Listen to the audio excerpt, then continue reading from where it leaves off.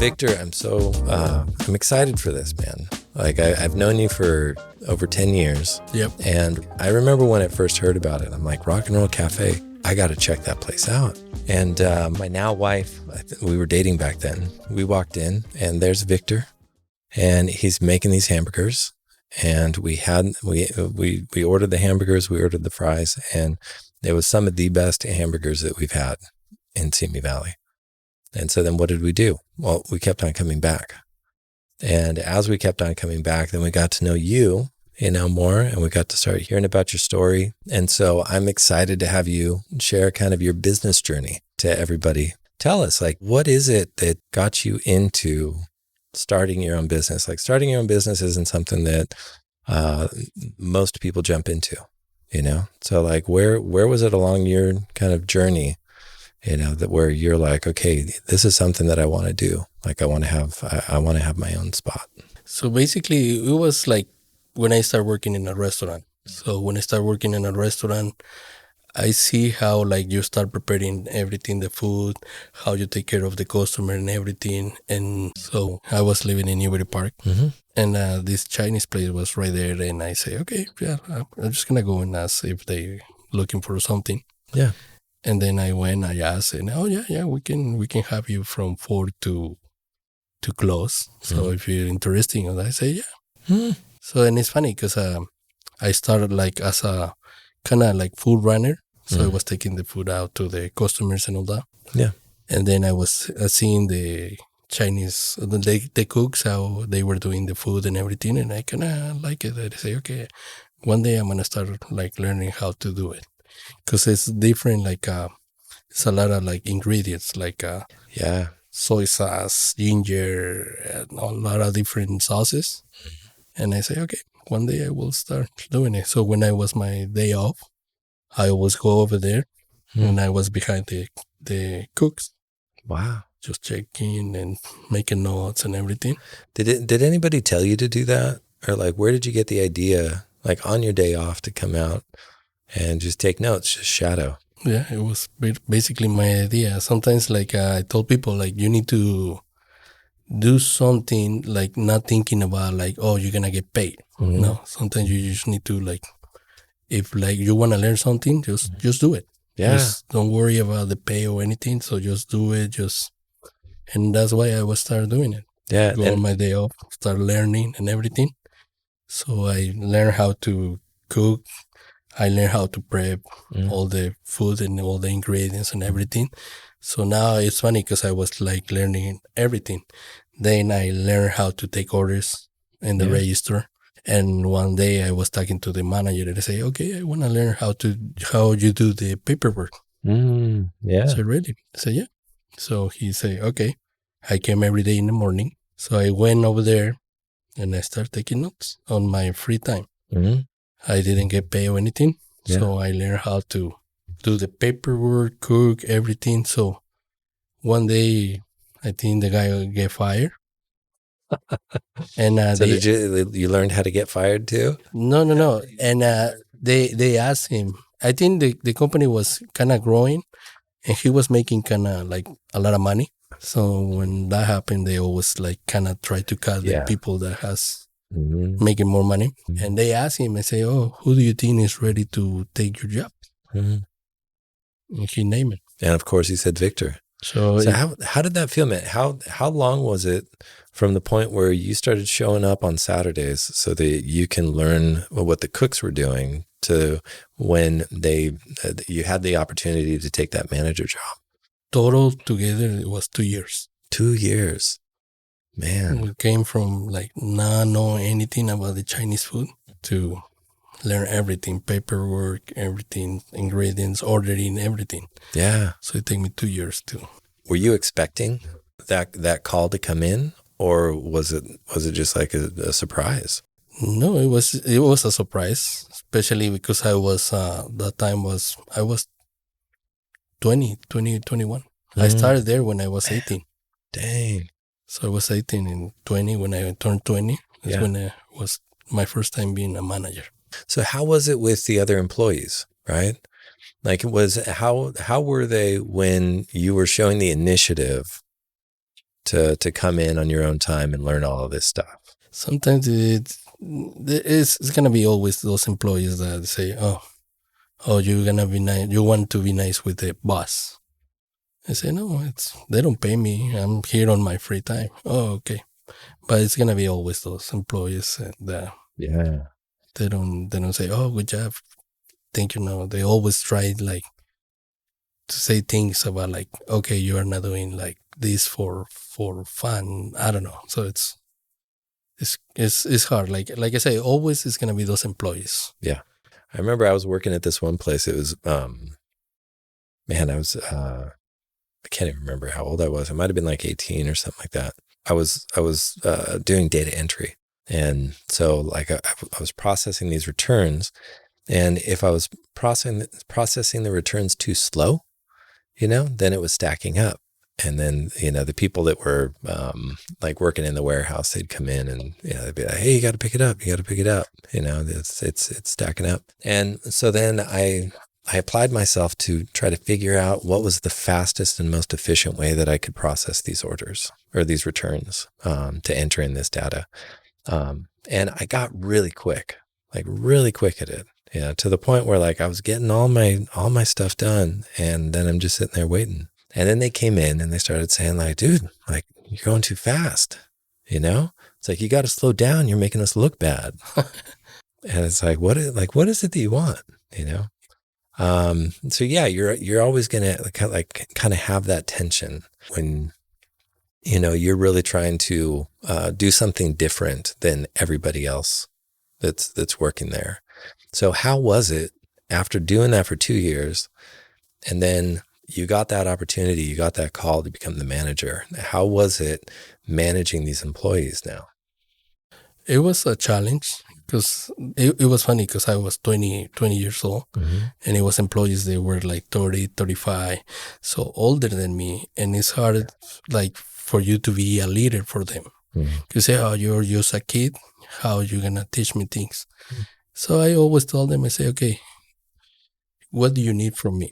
There is anything I can help you to make your job more easy than right now?" And since I get all the experience and I know how to do like cooking and everything, so it was easy for me to talk to them because they know I can do what we're doing. Because sometimes it's hard when you are a manager and you don't know how to do like cooking or anything, and tell them and say, "Hey, can you do that?" I say, "Okay, you don't know how to do it. So how you gonna teach me?"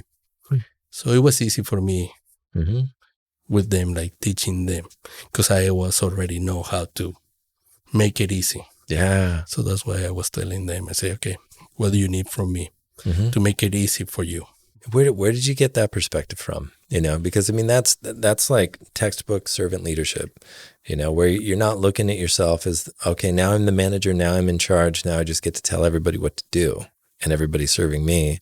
But you're stepping into that role and you're taking you're taking the responsibility on yourself to make everybody else's job easier there, so that you could serve them, make sure that they have what it is that they need in order to do the job that they're supposed to be doing there. So basically, when I was 18, I always like to read like leadership books. So I was reading books about like how to become a leader, how to do the things, how to work with people, with different people, and all that. So that way, like the book that I was reading on that time, it was helping me to know how to leader the people. So like, how did it feel? Like, because you get the knowledge in the book, but then sometimes you don't have opportunity to like really put it into practice. Like, how did it feel to like, okay, now I'm in this situation where I'm leading these people, and then you face this challenge where you're getting this pushback, and then you're like, let me do what I've been reading. And then all of a sudden you see it start working. Like, how was that for you? I don't know. It's sometimes like you think that the things you are doing right now is not going to affect it in the future. And if affected, like, for example, like I was reading the book on that time, I say, okay, maybe one day I will put it like to work. And when that happened, I was ready. So sometimes you just need to be ready. Sometimes like you're doing one thing right now. And thinking of say, oh, I don't think it's going to do anything in the future. But eventually it's gonna happen. So. And so did you see this in any family members? Did you see this, like, were your parents like this? Or was this just kind of like something that just kind of hit you one day? No, it's something that just kind of hit me one day. Mm-hmm. And say, I think now it's time for me to become a leader. And it's funny because before 18, when it was like, I was not like, I say, I don't think I'm going to be a leader. Because I was kind of like angry all the time, grumpy, think everything, I know everything about life and everything. What were you angry about? Just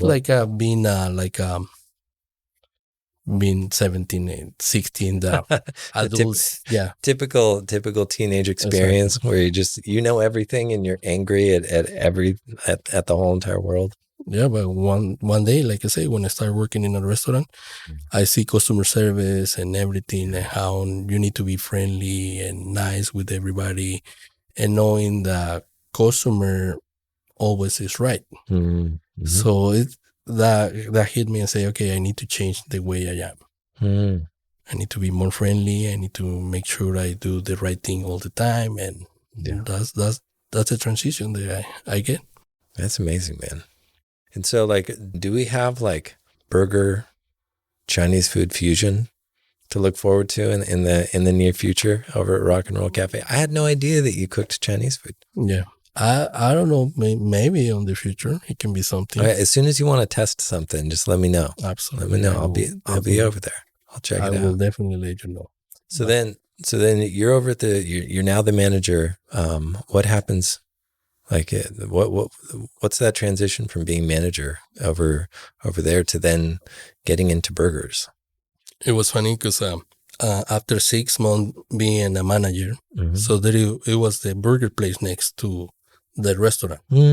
So the people around there, they were like trying to hire new people for like growing the company and everything. Yeah. So one of the managers went to the Chinese place and asked me, hey, you want to be part of this big company now? Right next door? Mm-hmm. That's interesting, man. And I say, yeah, because I always want to like grow. Yeah, totally. And I say, okay, I think I can see potential on this company. Mm-hmm. So it's when I decided, I talked to the people from the Chinese place. I say, I think it's time for me to go to the next level. Yeah. And so what did that look like? Like what was that next level over at the burger place? Next level means like, for example, for me, like having more restaurant. Like the Chinese place, it was only just one restaurant. Oh, okay, yeah. And the burger place was already with 6, 7 restaurants. So it was a company now. Yeah. So it was more rules, more like everything needs to be like they had their processes like all established. So I say, okay, I think now for me I'm ready for the next level. Mm-hmm. So I start working at the burger place. And so then how was that for you? What position was it that you transitioned into? It's funny because I went from being a manager at the Chinese place to be an assistant. Because it was 3 levels on the burger place. It was a level 3, level 2, and level 1. Yeah. So I started as a level 3. So basically the closing manager. So I was a closing manager. Then you need to work hard to start like becoming the second level, the first level, and then become a store manager. So it was a challenge because it was more employees. It was more procedures. It was a lot of more different things. And basically a different like food from Chinese to burgers. So it was a challenge. Well, so how long did it take? Did you make it? Did you work all the way up to that highest position? Yeah, I worked with that company. I can say about 8 years, 10 years. And I started as a level 3, then level 2, level 1. I never become a manager there. Yeah. Then let me give you the opportunity to become a manager. So one time, so I was working there and I learned everything, like how to train people, how to like close the restaurant, open the restaurant, and manage all the numbers and percentage and the numbers that you need to know about it. Yeah. And it's when like people was telling me about like, okay, Victor, so customers were talking to me like, okay, what is your goal? Well, okay, how do you see on the future? Mm-hmm. And I was working with the company. Say one day I want to have a restaurant like this. Yeah, your own location. Mm-hmm. Totally. So that's when I start Mhm. thinking about like, okay, I want to go to the next level and open my own restaurant. And so was it your own restaurant where you had ownership, or was it that, like, was there opportunity? Like, what company was it? What burger company was it that you were working for? The Habit Burger. Oh, The Habit. Oh, okay. So I work with them. Okay. Was there, I'm not familiar with their business model, but is it all just wholly owned, or do they franchise? So when I was working with them, it was like a kind of family owned. It was two brothers. Two brothers that started in Santa Barbara. And so you were working there as they were growing that, and then you got to where it was that you had gained all of this experience, and you're like, I want to go and I want to do this for myself. And so what did that transition look like? It was funny because when I started with the Habit, like the guy that was my mentor, the guy that teach me how to like do everything in the beginning, I was with him for 1 month. Then I don't see him for a long time. And then after 8 years, I saw him at the restaurant. Yeah, which one? At the Habit. Okay. Yeah. And he told me like, hey, Victor, I want to open a restaurant. You want to go and help me? And I was telling him, I say, oh, what kind of restaurant? And he say, oh, it's going to be a burger place like this one. And I say, oh. And I say, okay, something came into my head. I say, okay, if I'm next to him, I will learn more about like how to become an owner. Because right now, when I'm with a company, it's different because the owners are right here and you are like right here. Yeah. But I was thinking myself, I say, okay, I can be next to him and learn more about paperwork, the permits and everything. And then he told me, I say, okay, Victor, but I know you are like a manager level 1 right here. I can offer you to be a cook with me. And I say, okay, it's okay. So I went from being a manager to be a cook. So Chinese restaurant, you go from running orders to becoming the manager, and then you get the opportunity to go into the Habit. You start as an assistant and then work up to manager. And now you have the opportunity to kind of get into, this new burger place that's starting. But instead of you coming in as a manager, you come in as a cook. As a cook. Wow. So it's funny because sometimes you need to go a little bit back. Totally, man. Totally. To go. Like that just speaks of like a lot of humility and like a lot of, just like you're not thinking about today, but you're thinking about what's going to happen in the future, And it was funny because when I started with him, I said, okay, let's do it. So I was very excited, ready, because I had the experience and everything. And it was good for 2 years. Yeah. But after that, it was kind of like getting down a little bit. So it wasn't enough hours for me. So then I decided to go to another restaurant because I say, okay, I don't have enough hours right here. And so was it? So what was going on with the restaurant? So you go over there. He's kind of leading it. You're working as a cook. You're not getting the hours that you need. Like, is the restaurant not doing well? Like, is it struggling? The thing with the restaurant is always like the first year, something, it's always going to go up. But it's going to be hard to keep it on the same level. If you don't work hard to keep it like on the same level, it's going to start going down. So it's going to be really inconsistent. And that's why like he was thinking about like, okay, I need to cut hours and everything to manage, like it's not making good. So okay, cutting hours and everything. So that's why it was kind of like I say, okay, no problem. I will definitely. So I talked to him and say, hey, I think I need to find another job because right here it's not working for me. So then I find another like a restaurant. It's funny because these guys were Armenian. So they are Armenian and they want to open a restaurant, but they don't have experience. They have the money, but they don't have experience to open a restaurant. What kind of restaurant is it that they wanted to open up? And it was like a barbecue restaurant. Okay. And somebody like told me, hey, Victor, you definitely need to go and talk to them. So I went there and I talked to them. I introduced myself. I say, I'm Victor. I've been working in a restaurant for this. So I told them all my experience and all that. I say, okay, you're gonna be our manager. Wow. So okay. So I started like training with them, with the company. It was I don't know if you remember Dickie's Barbecue Pit that used to be here in Simi Valley. Vaguely familiar. I don't know if I ever went to it. Yeah, it was pretty much like right here on Tapo Canyon. Okay. So that restaurant, it was really good. Yeah. So I started training with the company. They trained me for like 2 months until they opened the Simi Valley location. I was in Ventura training, and then I went to Simi Valley when they opened it. And they say, okay, Victor, it's your time. So I hire people and I do everything. And it was great. The food was excellent. We used to cook brisket 14 hours every day, pulled pork, everything. So it was a really good restaurant. A little expensive, but it was a good restaurant. Yeah. And then I was there for 1 year. Okay.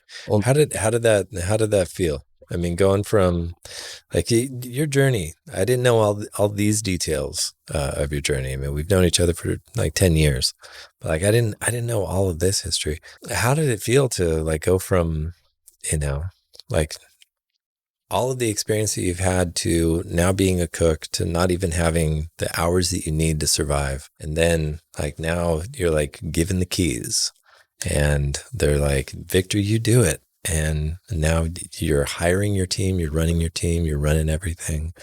Like I'm sure probably full time, if not even more than full time. Like how was that for you? It was good. I always seen that like as experience. I know it was something very different from being a cook and then become a manager, train people and everything. So I say, yeah, it was a challenge for me, but like I say, I'm accepted. So let's do it, and it worked. So and I was there for like a year until one time I remember him. He asked me one time and say, "Okay, Victor, you are my manager right here. So what is your goal? What is your dream? What you want to do like in your future?" Yeah. So I told him and say, "Okay, I want to have my own restaurant. Like right now, you have yours. I know I'm your manager." And he asked me and say, "Why you don't have it?" So I told him and say, "Because I don't have money." Yeah. And he told me, "Victor, never say that. Never say that you don't have money. Just focus on your dream, and it will happen." I say, okay. So I just remember that. And then 2 months later, the guy from Rock and Roll Cafe called me and said, "Victor, you want to take over of the restaurant, or maybe I'm gonna close down?" Wow. And I told him, the first thing I told him, I said, "I don't have money." Yeah. I said, "Don't worry. Wow. You can pay me the restaurant every month. As soon as you start working, end of the month, you can pay me the first payment for the restaurant." Man, so like owner finance. Wow. And I said, "Really?" I said, "Yeah." So he told me the amount and everything. I said, "Okay, it's a little." And it's up there. And it wasn't making like money. Like it was kind of like a. So I say, okay, I was excited, nervous. So the first thing I went, I talked to the Armenian guy and I say, "Hey, I have this opportunity. I think I'm gonna quit right here." And he say, "Okay, let me ask you this. Do you need money to take over of the restaurant?" I said, "No." You see, I told you. Never focus on money. Just focus on your dream, and eventually it will happen. So and I say, okay, this is me now. So then in 2014, November 1st, 2014, is when I started working at the Rock and Roll Cafe. Oh man, that's amazing. As an owner. Yeah. So and it's when I realized that life sometimes is give you like your life is not gonna go like that. Nope. It's gonna go like that. Sometimes like all the way down, and then boom. Mm-hmm. And now, like I say, it's been 10 years That's amazing, man. since we've been running rock and roll. Yeah. Cafe. How long did it take you to pay off the other owner? It was about 4 years. Okay. How did it feel after you got that whole entire thing just done? It was like say okay, it was a relief. I'd say damn. Mm-hmm. I'm ready and I'm owning now this. Mm-hmm. And then it's funny because I finished paying the restaurant. Yeah. And then the pandemic happened. Wow. So it was like I think I was excited like a little bit too early for it.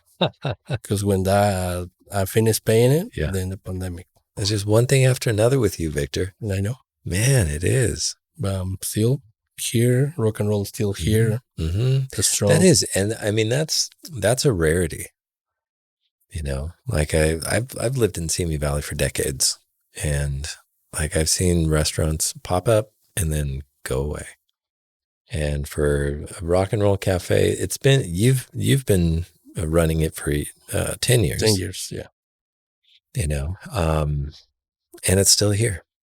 And I mean, even over at that mall, that area, like I drive by and there's empty business after empty business after empty business. You know, but like I always know, right at that corner, the Rock and Roll Cafe is there. You've had a lot of experience. You've you know, obviously have developed yourself as a leader. In your own perspective, like why is Rock and Roll Cafe like still here after 10 years? Since it was one of my passion to like have my own business and all that. But I think Rock and Roll Cafe is still here because of the community. Like us helping the community, being involved with the community, and that pretty much like keep it involved with the community, schools, everything. So yeah, helping the community and pretty much. So tell me, like, what are the ways that you're involved with the community? So we always do like a fundraisers. Fundraiser, we donate 20% back to the schools. Yeah. Every time there is a carnival or anything at the schools, we go over there and we always donate 20% back to the schools. So that's the way we've been helping the schools here too in Simi Valley. And so then the schools keep on coming back. Yeah. And then, you know, like I also, I mean, you're involved with other organizations like as well, right? Yep. So it's like I say, it's been keep involved with everybody here in the town. So yeah, so that's how you keep the place it's alive. like keep it running. You realize that you're not just a business, but you're part of a community. Yeah. You know, it's like you realize that it's not about selling a burger, but it's about creating a relationship. It's funny because I remember when I take over of the place and I was working, people, they don't know about rock and roll. Yeah. So they say, what is rock and roll? Sometimes people like, they saw our name and they think that we have coffee or we sold like sushi or something. Yeah, that's what I thought when I first drove by. Like, I'm like, oh, Rock and Roll Cafe. I was like, oh, maybe, you know, yeah, maybe it's some coffee or something like that. And then I was talking to my wife, Charlene, but I was like, hey, I just saw the Rock and Roll, like this new place over off of Tapo Street, Rock and Roll Cafe. Like let's go check it out. And she's like, I don't want coffee. And I'm like, it's not coffee, it's burgers. Like, let's go try it. Yeah. So because I was asking people and say, oh, this is your first time? And say, yeah, this is my first time here. And I told them, I say, how do you hear about rock and roll? They say, oh, I've been passing by, but I don't know what was it. Like, I thought it was like like a sushi place or coffee place. So we decided to try it. And now we find out that it's burgers. I say, okay, they're good burgers. Now it's funny because everywhere I go, like when they see rock and roll, they say, wow, best burger in town. But it take me 10 years to build that. Because like I said before, they don't know nothing about rock and roll. Yeah. And then after 10 years, they say, wow, every time, Victor, wow, best burgers in town, best burgers in town. And it feels good. Mm-hmm. Right now, the Acorn, the newspaper right here from Simi Valley in Moore Park, Yeah, totally. they create something that say the best of the business or something. Mm-hmm. And it was different, like things like Mexican food, restaurants, any business. Yeah. And it comes it said, okay, what is the best burger? Mm-hmm. And we were like the best burger, Of course. nominated best burger in Moore Park in Simi Valley. Yeah. So that feel like, wow. Mm-hmm. And that keep me motivated to keep going, to keep making sure the quality is there, Yeah. the service is there, and make sure the restaurant is clean all the time. So that's how excited it's about. That's the important thing, man. It's the customer experience.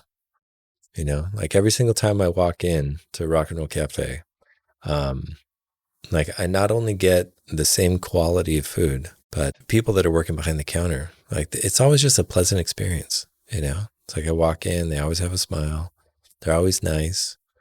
Like I just got back from a trip up to San Francisco, and you know, like I definitely interacted with some people that were having some bad days, and I get it. Like people have bad days. I completely understand, you know, and so I give people grace, you know, for that. But like, I don't think anybody ever has bad days over at Rock and Roll Cafe. At least they don't show it. Yeah, sometimes it's hard. The thing is, when I hire them, I told them, I say, guys, I know everybody has bad days. Yeah. But as soon as you open the door, let's forget about it. And let's have a nice day right here at the restaurant. And that's why they are happy. And the thing is, when you're the leader, you need to show them. Yeah. They always tell me, oh, Victor, you're always like happy. You're never like telling things or anything. I say, yeah, that's why you need to be a leader, to show them like how to really be nice with the customers. So yeah, and it's nice too. Because like I say, I usually have bad days too. Yeah, we all do. I try to, when I'm working, I'm just having fun. So talk to me a bit about your approach when you developed, you know, your team over at Rock and Roll Cafe. Kind of like your principles, your philosophy with, you know, working with your employees, because it does, like it's a good experience when we go over there. The thing is, I always tell them, I say, we need to focus on a couple things right here at the restaurant. Like friendly is the most important thing. Quality is another thing. And have the restaurant clean all the time. So that's other things. Like, for example, when I do the orientation with employees, that's the first thing I always tell them. I say, if you're going to be part of rock and roll, let's be friendly. Attitude 100% all the time. And then make sure the quality is right there all the time too. And then make sure the restaurant is clean all the time also. So those are the main focus that we need to like take care of the restaurant right there. And I always tell them, hey, make sure you focus always on these things and you will see the restaurant is going to be busy all the time. Yeah. Do you ever walk in and like, it's just kind of like not up to standard? Sometimes, but usually like, no, not really. Always like they take care of the restaurant. Like that's why I'm happy with the employees, because they know what to do right there. That's good, man. That speaks a lot. I mean, that means that they enjoy being there. Yeah. You know, they enjoy being a part of the team that you've created. So I told them too, I say, we need to have a great atmosphere in our workplace. Because I told them, say, okay, I want you to, like, for example, it's going to be your time to come in like 11. I want you to say, wow, I want to go over there. I don't want you to say, oh my God, it's 11. Victor is going to be there. I don't want to go there. No, I want you to be excited to be here. Yeah.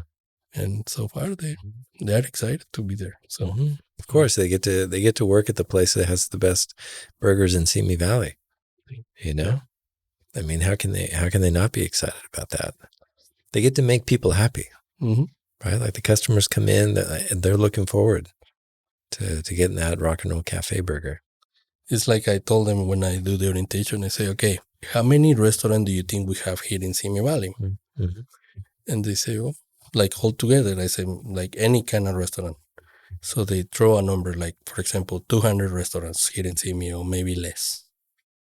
I say, okay, so what do you think it means to us when a customer opens the door? Yeah. That means from the 200 choices that they have, we were the winners. Yeah. So I want you guys to make sure every time somebody opens that door, let's make sure the customer satisfaction is right there, because we were the winners because they can go anywhere.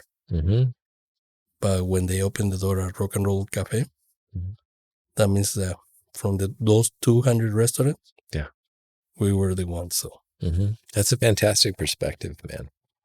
And I always told them, I say, every time, please, somebody open the door, means we are the winners from all the restaurants. Even the best, like, for example, like In-N-Out, The Habit.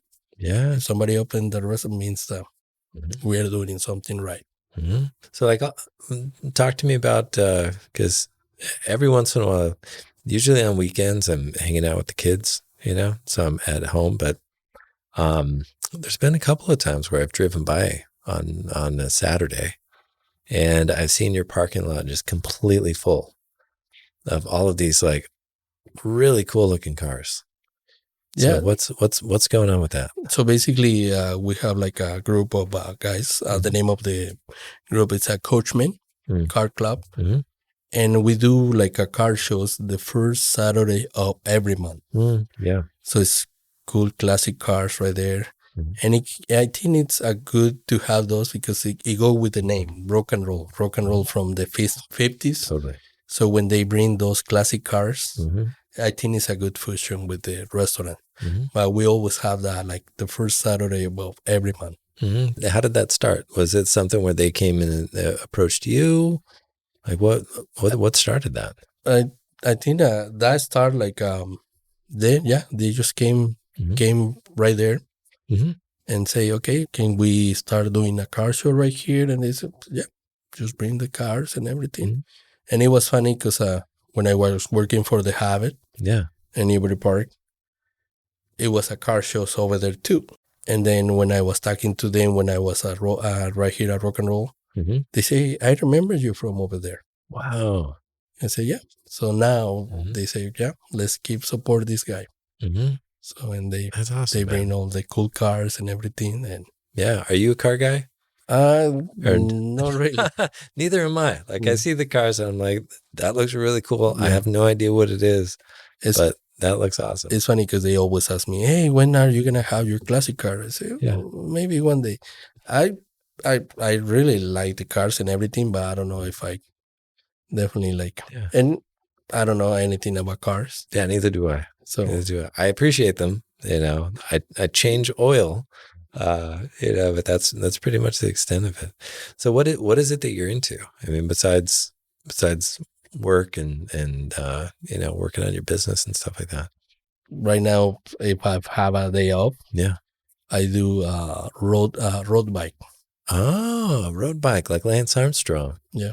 Dang, man, how'd you get into that? I used to do that back in the day. It's funny because I always had the guys like doing the bicycle and everything. I say one day I will definitely start doing that. Then I met one guy and say, hey, I have my team in Santa Clarita. You want to be a part of that? And say, oh, I never been. So I buy my bike. Yeah. And so every time now that I have like a day off or anything, I do. You hop on. How was the first time when you used your clip-in pedals? It was how was that? It was hard because if you don't know how to use it, you fall. Yeah. Did you fall at all?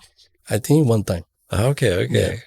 But other than that, it's cool. It's a trip, man. Because like you're growing up, like you got your pedals, but then you're able to get your feet off, and then all of a sudden you're clipping them in. And it's like, oh man. Yeah, you need to make sure how to like unclip it because if you don't know how to do it, you fall. Yeah, totally. I'm very excited. I like it. Sometimes I go from Simi Valley to Santa Barbara. Oh my goodness. How many And miles is that? it's about 65 miles. Man, look at you. Look at you. And it's fun because for me it's fun because like I'm driving, I see things before on the car is different. So now on my bicycle is more different. So I start driving and everything and thinking about like life and everything. So it's a good therapy for me. Oh, totally is, dude. I never knew that you cycled. That's awesome. Yeah. That's super cool. I'll have to look for you. Yeah. Like when I'm driving around, do you cycle through Simi? Yeah. On a regular? Okay. Yeah. Yeah. I'll look for you. That'd be fun. But you've talked about, that you have this goal for cycling, and you've walked us through kind of like the goals that you had for yourself as you were leading up to Rock and Roll Cafe. What are some of the goals that you have for Rock and Roll Cafe right now? Like what is Rock and Roll Cafe going to look like, in the next 5-10 years? So the goal is, like I say, I want to open more locations. So I just want to keep working hard and eventually when I have the opportunity and make sure the one that here in Simi is established 100%, then I'm going to start looking for a second location and go from there. So when do you think that's going to happen? I think my goal is pretty much like either Thousand Oaks, Woodland Hills, or Santa Clarita. Yeah, so those are like kind of my goals, like Santa Clarita, Thousand Oaks, or Woodland Hills. Yeah, that's super good, man. So open a second location, because people always ask me, I say, okay, Victor, you want to open more restaurants? And I say, yeah, because I want to be an owner. Yeah. And they say, you are not an owner right now? I say, yes, I'm an owner right now, but kind of like I can say I'm a self-employee. Yeah. Because owner is like, for example, if I had 3 restaurants, then I will hire managers to run the restaurant. Yeah. And I'm going to be the owner. I'm going to make sure they doing the right things and everything. So it's when you become an owner. So that's why I want to open more location and all that, because I want to become a owner. It's not easy, but like I say, that's the other goal. Like Rock and Roll Cafe, like I want them, like people know about like Rock and Roll Cafe, like here in Ventura County, LA County, everywhere. That's awesome, man. You're going to have a rock and roll empire. Yeah, that's the goal. A lot of people say sometimes you need to like be scary about your goals. And my goal is like, for example, to be the like compete with the In-N-Out. Or the Habit. So that's one of my big goals. And eventually one day, maybe we can be a good like best burger in California.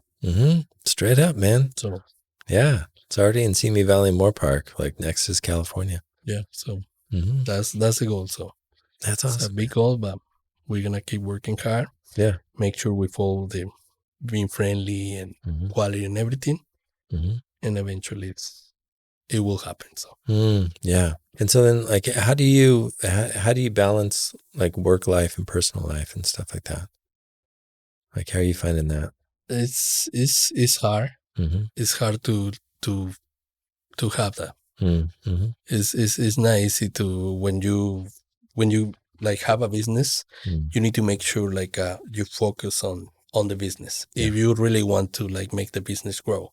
So you need to make sure the business, you start in the business with it like 100% of the time. It's hard right now for me.